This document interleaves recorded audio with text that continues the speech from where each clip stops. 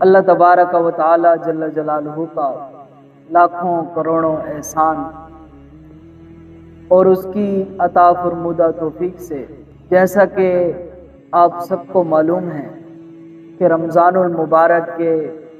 مبارک اور رحمت بھری لمحے عنقریب آنے والے ہیں، اور رمضان المبارک کے دنوں کے اندر اللہ تبارک و تعالی جل جلالہ نے مسلمانوں کو روزہ رکھنے کا حکم ارشاد فرمایا، اور ایمان والوں کو جب یہ حکم ارشاد فرمایا تو وہ بڑا ہی نرالا انداز میں پروردگار کا حکم تھا۔ اللہ تبارک و تعالی جل جلالہ نے فرمایا،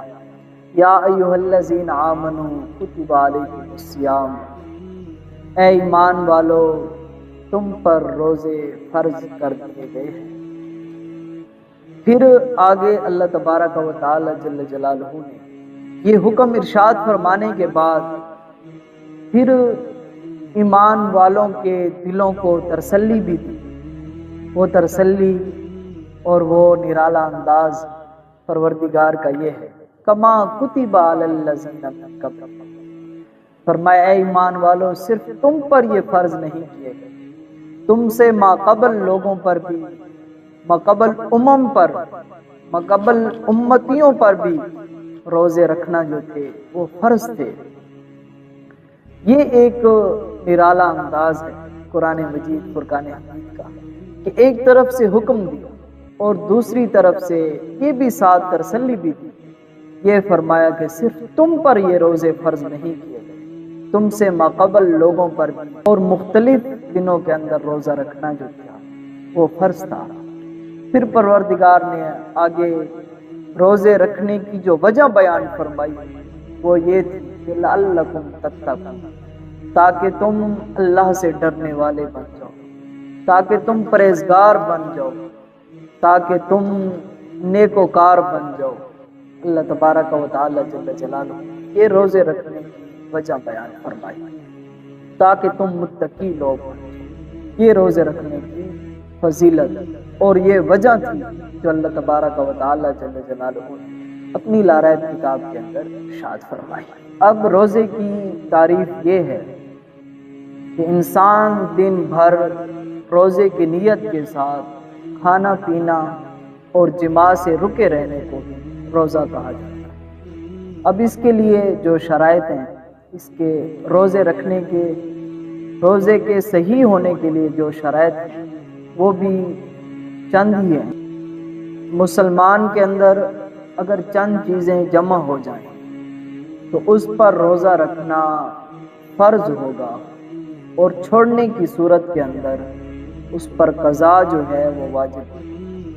اس میں سے پہلی چیز یہ ہے کہ مسلمان ہو، جو شخص مسلمان ہوگا اس پر روزہ رکھنا جو ہے وہ فرض ہوگا۔ کسی خاص مجبوری کی وجہ سے اگر وہ روزہ چھوڑ دے گا تو اس پر واجب ہوگا، وہ دوبارہ اس روزے کو رکھے گا اس پر، یعنی کہ روزے کی قضا جو ہے وہ واجب ہے۔ اس کے ساتھ عاقل ہو، بالغ شخص ہو، اس پر بھی روزہ رکھنا جو ہے وہ فرض ہے۔ کسی مجبوری کی وجہ سے اگر وہ ترک کر دے گا تو بعد میں اس کی قضا جو ہے اس شخص پر جو ہے وہ واجب ہے۔ اب روزہ رکھنے کے وجوب ادا کے لیے یہ جو فرض ہے اس کو ادا کرنے کے لیے کچھ یہ شرائط بھی ہیں کہ انسان ایسا بیمار نہ ہو، ایسی بیماری نہ ہو انسان کو جس کے اندر اس شخص کو ڈاکٹروں نے منع کیا ہو کہ آپ روزہ نہیں رکھ سکتے، ورنہ آپ کی بیماری جو ہے بڑھ جائے گی، یا موت کا خدشہ ہوتا ہے کہ کہیں آپ کے لیے کوئی پرابلم ایسا نہ ہو جس کی وجہ سے آپ کی زندگی ختم ہو سکتی ہو۔ اس کے ساتھ عورت کے لیے یہ کہ وہ حیض و نفاس سے پاک ہو، کیونکہ اگر عورت کو مینسز شروع ہو یا اس کو نفاس آ رہا ہو تو اس صورت کے اندر بھی ان پر روزہ رکھنا جو ہے وہ واجب نہیں ہوگا۔ جب ان کا خون رک جائے یا وہ جو مینسز ہیں وہ ختم ہو جائیں تو ختم ہونے کے بعد وہ بعد میں ان روزوں کی قضا کرے۔ اور ساتھ یہ بھی شرائط کے اندر موجود ہے کہ وہ شخص مقیم ہو۔ اگر مسافر شخص ہے تو اس کے لیے اس کو سہولت موجود ہے